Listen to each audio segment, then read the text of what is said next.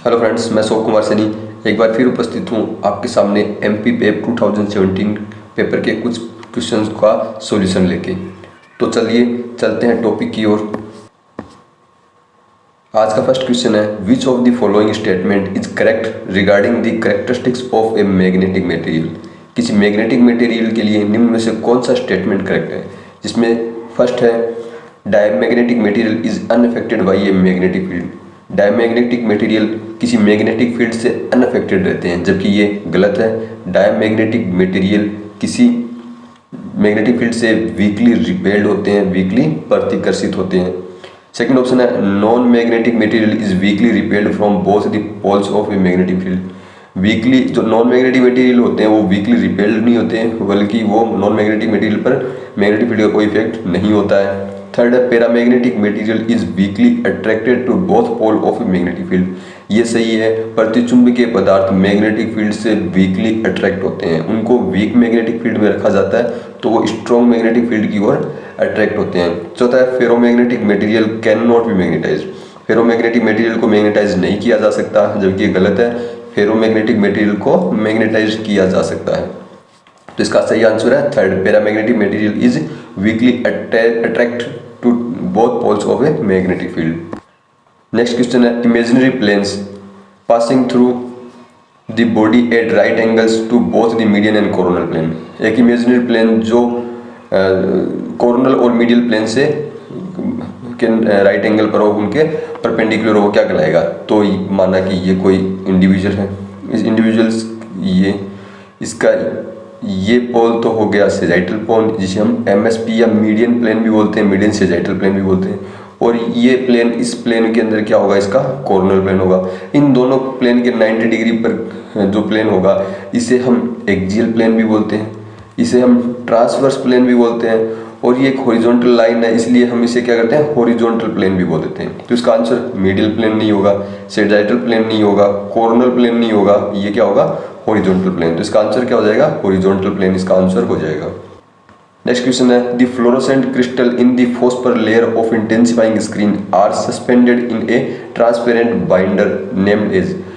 जो phosphor layer होता है, वो फोस्फर लेयर में जो क्रिस्टल होते हैं, वो जिस फोस्फर लेयर में वो सस्पेंडेड होते हैं, फोस्फर लेयर किसकी बनी होती है?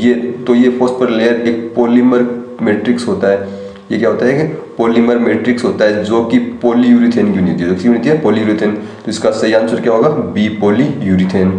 नेक्स्ट क्वेश्चन है, in X-ray tube protective housing reduces the level of leakage radiation to less than when operated is at its maximum condition. तो जो एक्सरे ट्यूब हाउसिंग है उससे लीकेज रेडिएशन कितना होगा, उसमें उसकी लिमिट पूछी, उसका डाटा पूछा है। तो ये जैसे ट्यूब हाउसिंग है, इस ट्यूब हाउसिंग में ये एक्सरे ट्यूब है, एक्सरे ट्यूब के में क्या होती है? ये एनोड हो गया और ये कैथोड। एनोड पर जो टारगेट सरफेस है, जब फोकल स्पॉट है, इस फोकल स्पॉट से 1 मीटर की डिस्टेंस पर, इस फोकल स्पॉट से 1 मीटर की डिस्टेंस पर लीकेज रेडिएशन 100 मिली रोंटजन पर हावर से ज़्यादा नहीं होना चाहिए। कितना नहीं होना चाहिए? 100 मिली रोंटजन पर हावर से ज़्यादा नहीं होना चाहिए। कब? जब ट्यूब अपने maximum rated tube potential voltage और मैक्सिमम रेटेड ट्यूब करंट पर वर्क कर रही हो, उस कंडीशन में। तो इसका सही आंसर क्या होगा? 100 मिली रोंटजन पर हावर। इसका थर्ड ऑप्शन इसका एकदम से सही आंसर होगा। नेक्स्ट क्वेश्चन है, find the proper number of electron arrangement in atom of barium. Barium में जो K shell, L shell, M shell और एन सेल है, उसमें जो करेक्ट अरेंजमेंट बताइए। तो बेरियम का जो एटॉमिक नंबर 56 होता है, तो बेरियम का एटॉमिक नंबर 56 होता है बेरियम के अंदर। और मैंने आपको बताया था किसी इलेक्ट्रॉनिक कॉन्फ़िगरेशन में, किसी सेल में इलेक्ट्रॉन्स की संख्या के लिए 2n² फॉर्मूला से अब हम इसको फाइंड करते हैं कि कितने उसमें ये होंगे। तो बेरियम का इलेक्ट्रॉनिक कॉन्फ़िगरेशन होता है 1s2, 2s2, 2p6। नेक्स्ट आने वाले जो 2 इलेक्ट्रॉन होंगे वो थर्ड ऑर्बिटल के s ऑर्बिट में बढ़ जाएंगे, 3s2। नेक्स्ट होंगे वो 3p6 में होंगे। उसके आगे 4s2 होगा, और 4s2 के बाद 4p6 नहीं आएगा, क्योंकि 4p6 जो एनर्जी, जो ऑर्बिट है, उसकी जो एनर्जी लेवल है वो 3d से ज़्यादा होता है। तो इसमें क्या आएगा? 3d10। पहले 10 इलेक्ट्रॉन जो थर्ड ऑर्बिट के डी ब्लॉक में भरे जाएंगे। उसके बाद में होगा 4p6, इसके बाद में होगा 5s2। अब 5p6 नहीं होगा बल्कि जो इलेक्ट्रॉन होंगे वो 4d10 में भरे जाएंगे। इसके बाद होगा 4p6 एंड नेक्स्ट इलेक्ट्रॉन होंगे, ये होगा 4p6 नहीं 5p6, अगला होगा 6s2। तो ये 6s2 इलेक्ट्रॉन यहाँ पे कितने हो गए 56 हो गए। तो ये जो बेरियम का जो इलेक्ट्रॉनिक कॉन्फ़िगरेशन होगा, इसमें हम एल सेल में देखें तो एल सेल यानी फर्स्ट जो ऑर्बिट के अंदर कितने होंगे 2 इलेक्ट्रॉन होंगे। एल सेल में 6 एंड 2 कितने हो गए टोटल 8 हो गए।